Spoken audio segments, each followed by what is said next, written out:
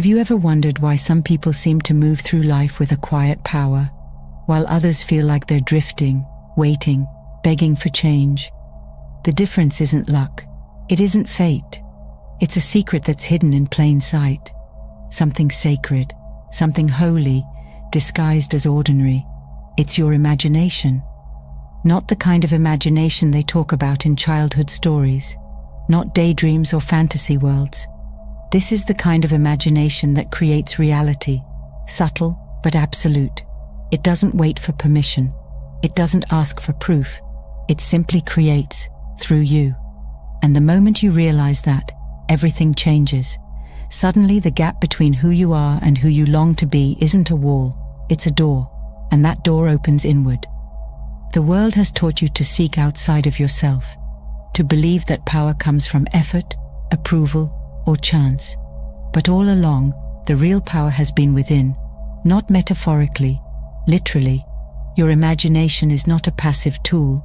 It is the living presence of God within you. Ignore it, and you drift. Use it, and you command. You are not here to worship a distant force. You are here to become aware of what you already are.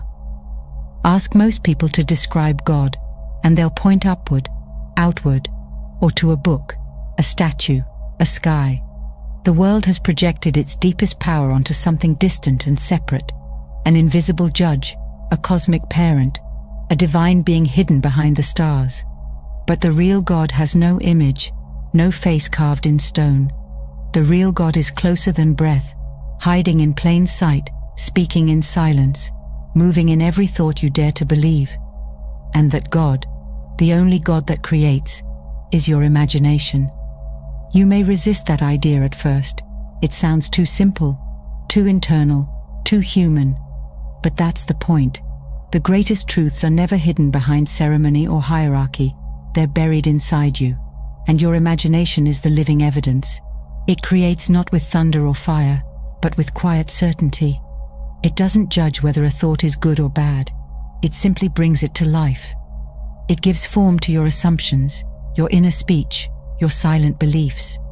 And it never stops creating, because it is the ceaseless, invisible engine of reality. That engine is divine. When Scripture says, "I am the Lord, and there is no other," it is not speaking of a distant deity in the clouds. It is pointing inward. "Be still and know that I am God" means to silence the noise of the outer world and recognize the Creator within. That Creator doesn't live in temples built by hands. It lives in the stillness of your awareness, in the pictures you hold, in the feelings you persist in. Your imagination is not a mental escape. It is the true sanctuary, the Holy of Holies. Ignore it, and you walk in circles. Know it, and you walk in light. And this imagination, this inner power, will create whatever you accept as true, whether it serves you or not. That is its perfection and its mercy. It does not need worship. It needs recognition. When you think of yourself as unworthy, your imagination becomes the God that proves it. When you feel empowered, your imagination becomes the God that confirms it. It is impartial. It mirrors your self-conception, not your desires. It brings to life what you embody, not what you wish for. That is why it is sacred. It cannot be fooled. So stop chasing a God in the sky. Stop waiting for signs in the clouds or angels at your door. You've already been given the divine gift, your imagination, and it is waiting for instruction. To use it is to awaken. To deny it is to suffer. You do not need to find God. You need to remember. The divine has no image but your own. Your thoughts, your visions, your inner states. These are the brushstrokes of creation. And once you know this, you are no longer a servant to life. You are its sculptor. You were told the power was outside. You were told to seek it in places, in people, in things. But if imagination is God, and it is, then the true temple was never built by hands. It was built in you. The presence you've been taught to worship is not distant. It is thinking through you, dreaming through you, creating through every picture, emotion, and assumption you hold within. And yet, for most, this Creator has been forgotten, not because it is absent, but because it is too close to see. Everything you experience begins in the unseen. The moment you believe something to be true, whether consciously or not, your imagination begins constructing the bridge of events to support it. Not through effort, not through luck, through law. Your imagination does not need to be understood by others. It does not need validation. It only needs your awareness and direction. When you walk through life unaware of this, you become a passenger. But when you awaken to it, you become the author. This is not metaphor. It is structure. Reality bends around belief. Not the belief you speak, but the belief you live in, the one etched into the background of your self-image. Most people pray for change while maintaining the same mental habits that created their current condition. They cry out for transformation while nurturing the very assumptions that guarantee repetition. You cannot plant seeds of fear and expect flowers of peace. Imagination is exact. It reflects not your desires but your assumptions. It hears what you whisper to yourself in silence. Now you must ask, what have I been imagining? What story do I rehearse each day in the privacy of my mind? Because that story is becoming flesh. The world is not happening to you. It is happening through you. And until you return to the forgotten creator within, your own wonderful human imagination, you will remain a servant to your own unconscious designs. But once you remember, truly remember, you no longer wait for change. You command it, because you are not here to worship the creator. You are here to realize you are it. Once you remember that your imagination is the creator, a new kind of responsibility begins. Life is no longer random, no longer ruled by external forces. You begin to notice the pattern, how every assumption you've held about yourself, others, and the world has quietly shaped the events of your life. The outer world becomes a mirror, not of effort, not of words, but of inner states, and this mirror doesn't lie. It reflects back whatever you dare to claim as true, not later, not someday, but now. This is where most people hesitate. They want change, but they don't want to release the identity they've built around struggle, doubt, or limitation. They try to change circumstances without changing themselves. But the mirror cannot show you a new image until you move your face. Assumption is the movement. It is the inner acceptance of a new state as your current reality, not your future hope, your present truth. And as soon as you persist in that assumption, your imagination, the God within, begins to shape the world accordingly. You may not see results instantly, but imagination doesn't fail. It works faithfully, whether or not you remember planting the seed. What you assume as real, even for a moment, begins to draw unto itself the people, situations, and outcomes that match its frequency. This is not wishful thinking. This is the law by which reality responds to you. The world bends not to what you want, but to what you are. And what you are is what you've accepted within. So the question is no longer, what do I want? The question becomes, what am I assuming right now? Because assumption is prayer. Assumption is prophecy. You do not beg the mirror to change. You assume the image and the mirror follows. The world has no choice but to rearrange itself in alignment with your dominant inner state. Even your challenges become shaped by the story you hold about them.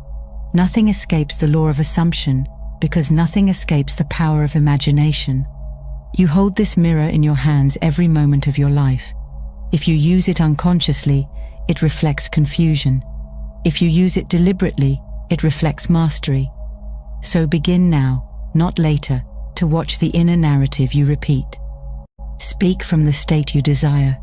Think from the version of you that already has. When you do this, the mirror must comply. It has no power of its own. It only returns what you give it. And if your imagination is God, then assumption is creation. Dare to assume with clarity, and watch how the world begins to recognize you, not as who you were, but as who you've become.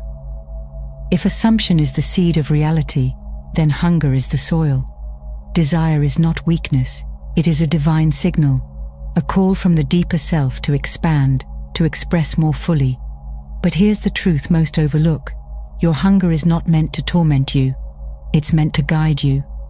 What you long for is not a random craving. It is evidence of the life your imagination is already capable of creating. Every true desire is a whisper from the God within, saying, "This is possible for you." But desire without direction becomes suffering. When you don't understand the role of imagination, you interpret hunger as lack instead of guidance. You dwell on what's missing and unknowingly create more of it. But when you begin to walk in the assumption that what you desire is already yours, something changes. A quiet shift occurs. The hunger becomes fuel instead of pain. It sharpens your vision, focuses your attention, and begins to draw life toward you through what Scripture calls the bridge of incidents. This bridge is not a straight path. It rarely appears logical or planned, but it is perfect. Imagination doesn't need to know how. It simply sets the end, and life begins assembling the middle.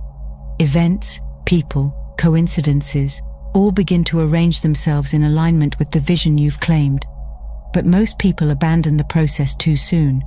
They plant a seed, then doubt. They ask, then contradict it with fear. Imagination responds to consistency. It obeys faith.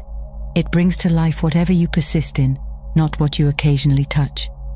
The bridge may look like chaos at first. Don't mistake movement for failure. The world is reorganizing itself around your inner command. Stay faithful to your vision. Walk as if it's already done. Speak from it, not toward it. Feel it now, not later. You are not waiting for life to deliver. It is already in motion. The only delay is the time it takes you to believe. The longer you stand in indecision, the longer the bridge takes to build. Your imagination is not waiting for signs. It is the source of them. Stop questioning the desire. Start answering it. Hunger is holy when it leads you inward, when it invites you to assume the end and live from it. This is not about force or struggle. It's about surrendering to the truth that what you seek is already alive within you. The bridge to it is built by imagination alone, and every step across it is an act of faith in the God you carry, not above you, but within you. Once you understand that your imagination builds the bridge of life, a deeper truth emerges. With that creative power comes sacred responsibility. You are never not imagining. You are never not creating. Every idle thought, every silent assumption, every unnoticed feeling is a command sent into the invisible, one that must return in form. Whether you realize it or not, your imagination is always at work, shaping the conditions of your life with precision. And that truth is not meant to burden you, it's meant to free you. To recognize imagination as God is to realize that you are never a victim of circumstance. You are the source of it, not in blame, but in authorship. The stories you repeat, the roles you accept, the identities you refuse to let go of, all of them gather power through repetition. And imagination, being God, accepts your choice without argument. It does not scold or correct, it simply gives. If you imagine limitation, it becomes real. If you imagine freedom, it also becomes real. The sacredness lies in your ability to choose. And yet, most people give away this responsibility. They would rather be ruled by doubt than stand in their creative authority. They treat imagination like a fleeting thought rather than a divine force. But the moment you stop and see clearly, when you really grasp that every vision you hold is a seed that will grow, your relationship with life changes. You no longer speak carelessly. You no longer allow fear to sit in your chest unchallenged. You become intentional, not out of fear, but out of reverence. You are not here to control every outcome, but you are here to guide the direction of your inner world. That is your power. That is your offering.